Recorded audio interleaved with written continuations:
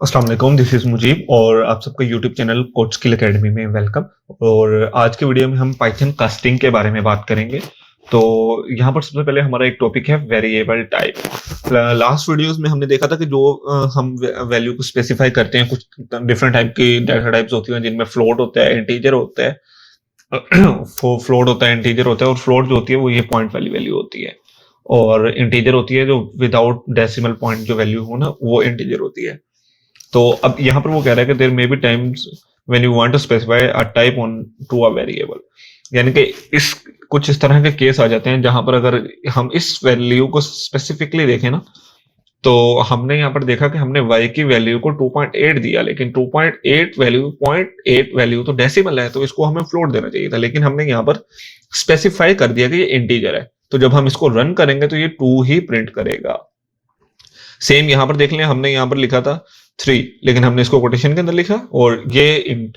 तो जब हमने इसको इन के अंदर लिखा तो ये स्ट्रिंग होगा, बट हमने यहाँ पर इंटीजर लिख दिया तो ये अब 3 हो जाएगा। जब हम इसको प्रिंट करवाएंगे तो यहाँ पर ये देख लें 1 2 3 सेम।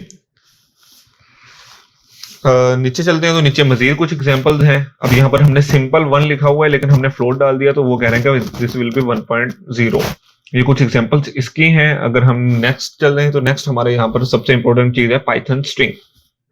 स्ट्रिंग बेसिकली एक डाटा टाइप है जिसके अंदर हम अपने कैरेक्टर्स को प्रिंट करवाते हैं, जैसे हेलो वर्ल्ड, मुझी, पाइथन, स्क्रिप्ट, इंग्लिश के कुछ भी वर्ड हम पाइथन के अंदर लिख सकते हैं। तो वो हम किस डाटा टाइप की हेल्प से लिखते हैं, वो है स्ट्रिंग्स। तो यहाँ पर ये सिंपल सा कोड है जो हमने ऑलरेडी बहुत दफा देख लिया, प्रिंट हेलो, तो ये हेलो ही प्रिंट हो जाएगा। इनको हम डबल कोटेशन के अंदर यूज कर सकते हैं, सिंगल के अंदर यूज कर सकते हैं, हमारी अपनी मर्जी होती है। तो समटाइम्स इस तरह से हो जाता है कि कोट्स के अंदर कोट्स भी आ जाते हैं, यानी कि अगर हमने बाहर डबल कोड यूज किया हुआ है तो हम अंदर एक और कोटेशन के लिए हम सिंगल कोड यूज कर सकते हैं, लेकिन अगर हमने बाहर सिंगल कोड यूज किया हुआ है तो हम अंदर डबल कोटेशन यूज कर सकते हैं। अगर हम इनको रन करें तो वो ये देख लें, जहां पर हमने इसको स्पेसिफाई कर दिया तो वो इसको इस तरह से प्रिंट करवा रहा है। अगर हम नेक्स्ट चले तो ये कह रहा है कि assign string to a variable. अब इस प्रोग्राम में अगर हम गौर करें तो यहाँ पर सबसे पहले हमारी एक वैल्यू है a, हमने इसको वेरिएबल बनाया है और इसको एक वैल्यू असाइन की है हेलो। जब हम इसको प्रिंट करवाएंगे तो ये हेलो प्रिंट हो जाएगा, सेम उसी तरह जिस तरह हमारे नंबर्स को हम प्रिंट करवा रहे थे। नेक्स्ट ये कुछ बड़ी एग्जांपल्स हैं। यहाँ पर हमने a को प्रिंट करवाया, a को वेरिएबल बनाया और उस वैल्यू के हमने वैल्यू ये असाइन कर दी है। ये एक बड़ा टेक्स्ट एक पैराग्राफ की शेप में ऐड कर दिए। यहाँ पर हम जब प्रिंट करवा रहे हैं तो ये पूरा का पूरा पैराग्राफ प्रिंट हो रहा है। नेक्स्ट चलते हैं, लूपिंग थ्रू अ स्ट्रिंग। अच्छा, तो लूप क्या होता है? लूप जब हमने कोई चीज को बार बार करना हो, इटरेशन करनी हो, एक चीज हमने बार बार रिपीट करनी हो, तो हम उसको अगेन और अगेन हम उसको नहीं लिखते, तो हम वहां पर यूज करते हैं लूप। तो स्ट्रिंग्स के अंदर लूप किस तरह से यूज करते हैं, तो हम यहाँ पर देख लेते हैं। फॉर एक्स, यानी कि एक्स हमारा वेरिएबल है और एक्स की वैल्यू हमने असाइन कर दी है बनाना, प्रिंट एक्स। तो जब हम इसको प्रिंट करवाएंगे तो वो यहाँ पर इस तरह से इसको प्रिंट कर रहा है बनाना।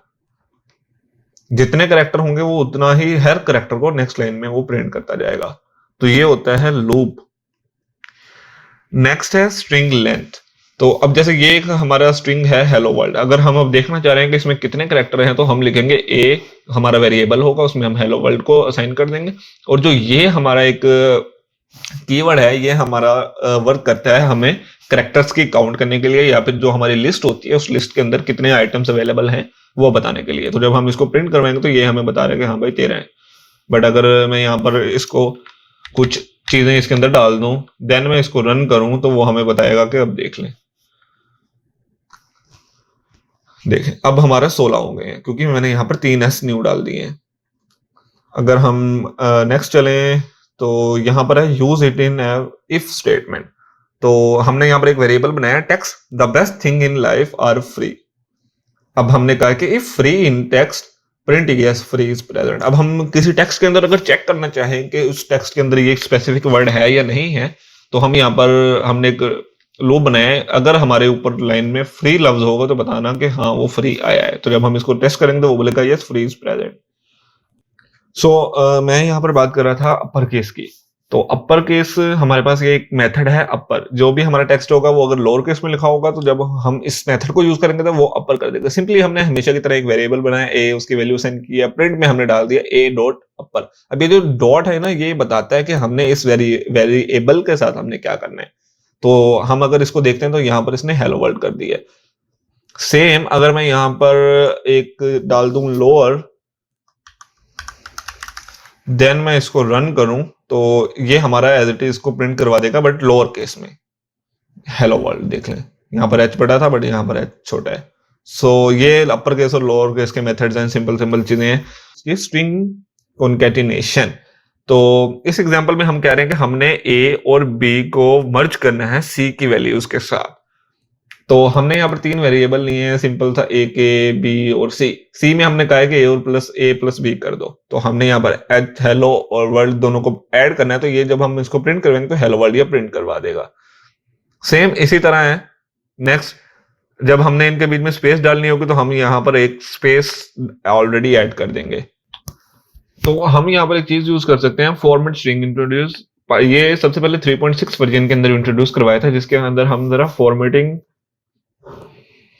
तो जब हम यहाँ पर सेम एग्जांपल है, यहाँ पर हमने इसको बोला कि 36 एज है और टेक्स्ट है हमारा एफ डालेंगे, और यहाँ पर हम ये होगा फॉर्मेट स्ट्रिंग हमारा। तो हम यहाँ पर लिखेंगे my name is John, same है, बट एज को यहाँ पर कॉल करने से पहले हम यहाँ पर एक ब्रैकेट को यूज कर लेंगे। जब हम इसको प्रिंट करवाएंगे तो वो बोलेगा कि आई एम 36, सेम वे में।